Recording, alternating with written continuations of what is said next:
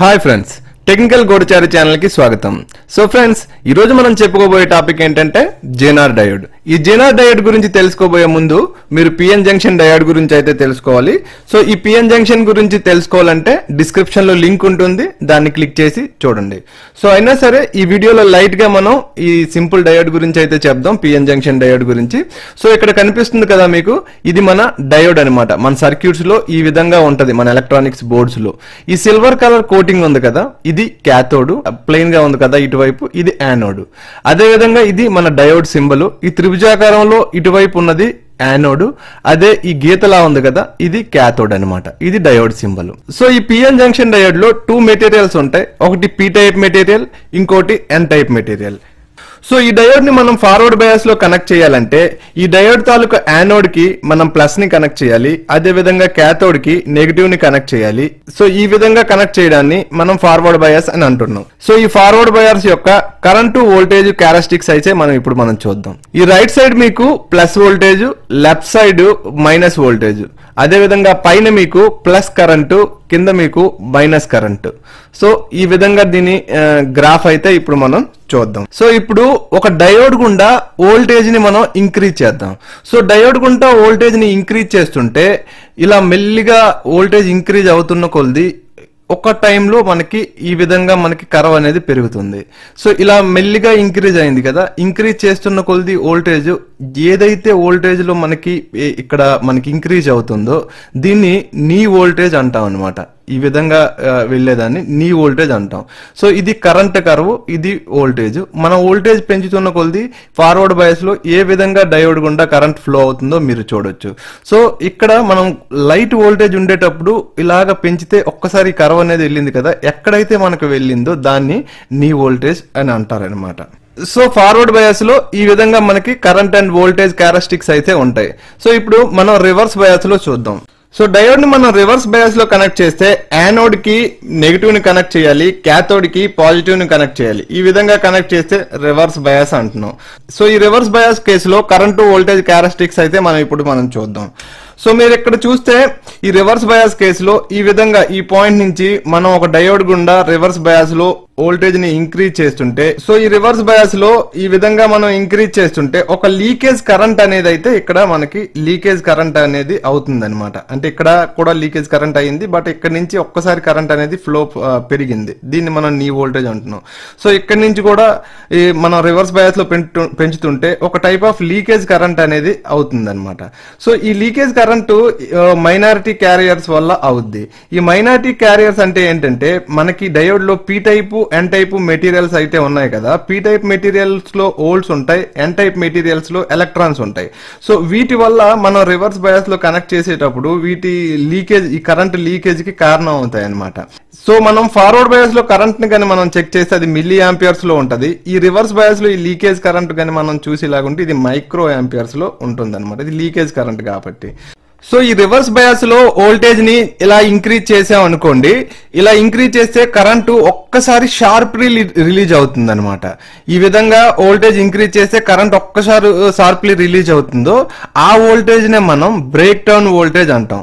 So ఈ break down voltage అంటే ఏంటంటే పిఎన్ జంక్షన్ డయోడ్ లో రివర్స్ బయాస్ లో వోల్టేజ్ ని ఎక్కువగా పెంచడం వల్ల ఈ బ్రేక్ డౌన్ వోల్టేజ్ అనేది జరుగుతుంది, కనుక దీన్ని మనం బ్రేక్ డౌన్ వోల్టేజ్ అన్నాం. కానీ ఈ సింపుల్ డయోడ్ లో మనం బ్రేక్ డౌన్ కండిషన్ ని మనం అవాయిడ్ చేస్తాం. ఎందుకంటే ఈ బ్రేక్ డౌన్ వోల్టేజ్ మన డయోడ్ అనేది డ్యామేజ్ కి కారణం అవుతుంది. సో ఈ బ్రేక్ డౌన్ వోల్టేజ్ లో మనకి కరెంట్ అనేది ఫ్లో అవుద్ది, కానీ పిఎన్ జంక్షన్ డయోడ్ అయితే డ్యామేజ్ అయిపోద్ది. అందుకనే మనం ఈ బ్రేక్ డౌన్ రీజన్ ని మనం పిఎన్ జంక్షన్ డయోడ్ లో అప్లై చేయం. సో ఈ బ్రేక్ డౌన్ వోల్టేజ్ లో కరెంట్ ఫ్లో అవడానికి ఒక స్పెషల్ డయోడ్ అయితే కనుక్కున్నారు. ఆ స్పెషల్ డయోడే మన జేనార్ డయోడ్. ఈ జేనార్ డయోడ్ లో డోపింగ్ లెవెల్స్ వేరే చేసి ఈ జేనార్ డయోడ్ ని తయారు చేస్తారు. సో డోపింగ్ అంటే ఏంటంటే ఏదైతే ఇంప్యూరిటీని యాడ్ చేస్తామో ఇంట్రెన్సిక్ సెమీ కండక్టర్ లో ఎంత ఇంప్యూరిటీస్ అయితే ఉంటాయో అంత కండక్టివిటీ ఎక్కువ ఉంటుందన్నమాట. అందువల్ల డోపింగ్ లెవెల్స్ ఇంక్రీజ్ చేస్తారు, ఎందుకంటే డిప్లీషన్ లేయర్ అనేది నేరో అవుతుంది కంపేర్ టు సింపుల్ డయోడ్ అనమాట. సో ఈ జేనార్ డయోడ్ ని ఎందుకు డిజైన్ చేస్తారంటే ఇది బ్రేక్ డౌన్ వోల్టేజ్ లో ఆపరేటింగ్ చేయడానికి ఈ జేనర్ డయోడ్ అయితే తయారు చేస్తారు. సో ఇప్పుడు ఈ జేనర్ డయోడ్ కి అండ్ సింపుల్ డయోడ్ కి తేడా చూద్దాం. అలాగే వీటి రెండు సింబల్స్ లో తేడాను మీరు గమనించండి. ఇది మన జేనర్ డయోడ్ సింబల్, ఇది సింపుల్ డయోడ్ సింబల్. ఇక్కడ చూస్తే ఇది జేనర్ డయోడ్ సింబల్ ఈ టైప్ లో కూడా ఉంటుంది. సో ఈ జేనర్ డయోడ్ సింబల్ అనేది మనకి రివర్స్ జెడ్ టైప్ లో ఉంటుంది. కొన్ని దగ్గరలో అయితే మనకి జెడ్ టైప్ లో ఈ విధంగా ఉంటుంది. ఇది మనకి జేనర్ డయోడ్ సింబల్ అనమాట. ఈ టైప్ లో కూడా ఉంటది, రివర్స్ జెడ్ లాగా, అలాగే జెడ్ లాగా కూడా ఉంటది. అలాగే మనకి ఇలా సగం వచ్చి ఈ విధంగా కూడా జేనర్ డయోడ్ సింబల్స్ అనేవి మీకు సర్క్యూట్ డయాగ్రామ్స్ లో అయితే ఉంటాయి. ఇది మన నార్మల్ డయోడ్ సింబల్. ఈ జేనర్ డయోడ్ కూడా ఇది యానోడ్, ఇటువైపు ఉన్నది మనకి క్యాథోడ్. ఈ జెడ్ లాగా ఉంది కదా, ఇటువైపు ఉన్నది మనకి క్యాథోడ్. బోర్డ్స్ లో అయితే జేనర్ డయోడ్ ఈ విధంగా ఉంటాయి. ఈ జేనర్ డయోడ్ కి బ్లాక్ కలర్ పట్టి ఉంది కదా, ఇది క్యాథోడ్. అలాగే ఇటువైపు ఉన్నది యానోడ్. సో ఇది మనకి బోర్డ్స్ లో అండ్ సర్క్యూట్స్ లో అయితే ఈ విధంగా ఉంటాయి జేనర్ డయోడ్స్. సో ఇప్పుడు ఈ జేనర్ డయోడ్ అనేది బ్రేక్ డౌన్ వోల్టేజ్ లో స్పెషల్లీ వర్క్ చేయడానికి అయితే డిజైన్ చేశారని చెప్పుకున్నాం కదా. ఈ బ్రేక్ డౌన్ వోల్టేజ్ అప్లై చేయగానే కరెంటు ఏ విధంగా షార్ప్లీ రైజ్ అవుతుంది అనేది అయితే చూద్దాం. ఈ కరెంటు షార్ప్లీ రైజ్ ఎందుకు అవుతుంది అంటే దీనికి రెండు ఎఫెక్ట్స్ ఉంటాయి అన్నమాట. ఈ కరెంట్లీ షార్ప్ గా రైజ్ అవడానికి రెండు ఎఫెక్ట్స్ ఉంటాయి. ఒకటి జేనర్ బ్రేక్ డౌన్ ఎఫెక్ట్, ఇంకొకటి అవలాంచ్ బ్రేక్ డౌన్ ఎఫెక్ట్ అనమాట. ఈ రెండు ఎఫెక్ట్ల వల్ల మనకి కరెంట్ అనేది షార్ప్లీ రైజ్ అవుతుంది. సో ఇప్పుడు ఈ జేనర్ ఎఫెక్ట్ అంటే ఏంటో చేద్దాం. సో ఈ జేనర్ డయోడ్ ని మనం రివర్స్ బయాస్ లో కనెక్ట్ చేయడం వల్ల రివర్స్ వోల్టేజ్ అయితే పెరుగుతుంది. సో ఎప్పుడైతే ఈ రివర్స్ వోల్టేజ్ పెరిగిందో ఎలక్ట్రిక్ ఫీల్డ్ అనేది పెరుగుతుంది. సో ఈ ఎలక్ట్రిక్ ఫీల్డ్ పెరగడం వల్ల దీని వాల్యూ అనేది 3 × 10⁷ వోల్ట్స్ పర్ మీటర్ అనుకోవచ్చు. ఇంత ఎలక్ట్రిక్ ఫీల్డ్ అయితే జనరేట్ అవుతుంది. జంక్షన్ అక్రాస్ లో పెరుగుతుంది అనమాట ఇంత ఎలక్ట్రిక్ ఫీల్డ్. ఎందుకు అవుతుంది అంటే రివర్స్ వోల్టేజ్ అప్లై చేశాం కనుక ఈ పిఎన్ జంక్షన్ అక్రాస్ లో ఎలక్ట్రిక్ ఫీల్డ్ అనేది డెవలప్ అవుతుంది. సో ఇంత ఎలక్ట్రిక్ ఫీల్డ్ ఎప్పుడైతే డెవలప్ అయ్యిందో ఎలక్ట్రాన్స్ ఫుల్డ్ అవుతాయి, అప్పుడు కోవలెంట్ బ్యాండ్ బ్రేక్ అవుతుంది. సో అప్పుడు ఛార్జ్ క్యారియర్స్ ఎలక్ట్రాన్స్ హోల్స్ రూపంలో ఫ్రీ అవుతాయి. అంటే ఎలక్ట్రిక్ ఫీల్డ్ పెరిగితే కోవలెంట్ బ్యాండ్ అనేది బ్రేక్ అవుతుంది. ఎప్పుడైతే కోవలెంట్ బ్యాండ్ బ్రేక్ అయిందో electrons holes pairs large numbers లో ఫ్లో అవుతాయి. సో కరెంటు ఈ విధంగా మీకు ఫ్లో అవుతుంది అనమాట. సో ఈ ఎఫెక్ట్ ని మనం జేనర్ ఎఫెక్ట్ అని అంటున్నాం. సో ఇప్పుడు మనం సెకండ్ ఎఫెక్ట్ ఏంటో చూద్దాం. ఈ సెకండ్ ఎఫెక్ట్ ఏంటంటే అవలాంచ్ ఎఫెక్ట్ అని అంటాం. ఈ అవలాంచ్ ఎఫెక్ట్ లో ఏమవుతుందంటే ఎప్పుడైతే మనం రివర్స్ బయాస్ లో అప్లై చేస్తామో రివర్స్ వోల్టేజ్ అనేది పెరుగుతుంది. ఈ రివర్స్ వోల్టేజ్ పెరగడం వల్ల మైనారిటీ క్యారియర్స్ వెలాసిటీ పెరుగుతుంది. ఎప్పుడైతే రివర్స్ బయాస్ లో వోల్టేజ్ ని పెంచుతామో ఎన్ని మైనారిటీ క్యారియర్స్ ఉన్నాయో వాటి వెలాసిటీ అనేది పెరుగుతుంది. They attain the sufficient kinetic energy to ion the atom. So ఈ ఆటమ్ అయనైజ్ అవ్వడం వల్ల ఏమవుతుందంటే ఎలక్ట్రాన్స్ ఫ్రీ అవుతాయి. సో ఏ ఎలక్ట్రాన్స్ అయితే ఫ్రీ అవుతాయో వాటిని కైనెటిక్ ఎనర్జీ మళ్ళీ పెరుగుతుంది, వాటి వెలాసిటీ పెరుగుతుంది. సో ఈ టైప్ లో ఒక చైన్ రియాక్షన్ అనేది షురు అవుతుంది అనమాట. దీనివల్ల కరెంటు షార్ప్ గా రైజ్ అవుతుంది. సో ఈ ఎఫెక్ట్ నే మనం అవలాంచ్ ఎఫెక్ట్ అని అంటున్నాం. సో ఈ జేనర్ బ్రేక్ డౌన్ వోల్టేజ్ ఉంది కదా, ఈ జేనర్ బ్రేక్ డౌన్ వోల్టేజ్ అనేది లెస్ దెన్ ద 4 వోల్ట్ అనమాట. అంటే 4 వోల్ట్స్ కంటే తక్కువలో మనకి ఆపరేట్ అయ్యేటప్పుడు ఈ జేనర్ బ్రేక్ డౌన్ వోల్టేజ్ అనేది అవుతుంది.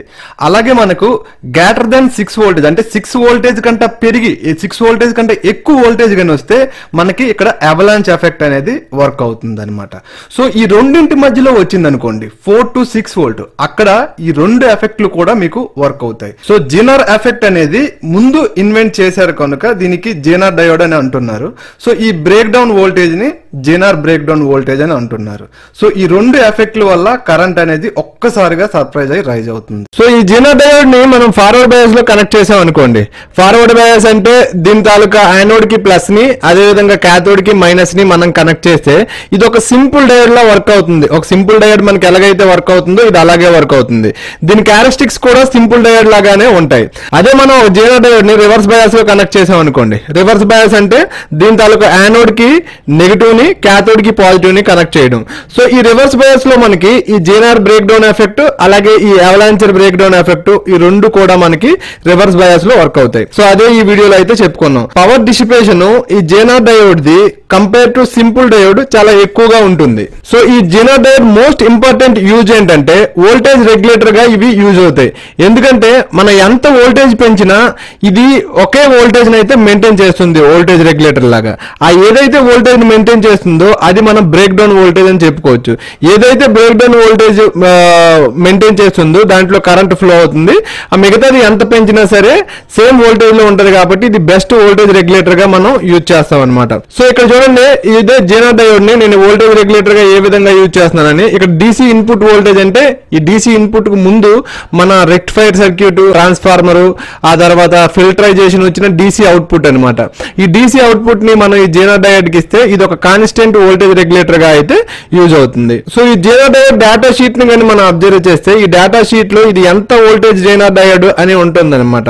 సో ఆ ఏదైతే వోల్టేజ్ అని ఉంటుందో డేటా షీట్ లో అది దీని బ్రేక్ డౌన్ వోల్టేజ్ అని మనం చెప్పవచ్చు. సో ఈ జెనర్ డయోడ్ ని క్లారెన్స్ మెల్విన్ జెనర్ డిసెంబర్ 1, 1905 నుండి జూలై 2, 1993 వరకు ఈయన ఒక అమెరికన్ భౌతిక శాస్త్రవేత్త బెల్ ల్యాబ్స్ లో జెనర్ డయోడ్ ని అభివృద్ధిలో ఉపయోగించారు. అందుకని దీనికి ఈయన పేరు పెట్టారు జెనర్ డయోడ్ అని. సో ఈయన పేరు ఏంటంటే కార్లెన్స్ మెల్విన్ జెనర్. సో ఈ జెనర్ డయోడ్ కి ఈ విధంగా అయితే పేరు వచ్చింది. సో ఈ జెనర్ డయోడ్ గురించి అయితే మీరు టోటల్ గా అర్థం చేసుకున్నారని నేను అనుకుంటున్నాను. సో ఈ వీడియో మీకు నచ్చినట్లయితే వీడియోని లైక్ చేయండి, అలాగే షేర్ చేయండి, నా ఛానల్ ని సబ్స్క్రైబ్ చేసుకోండి. Thank you so much friends. Next వీడియోలో కలుద్దాం. Bye bye.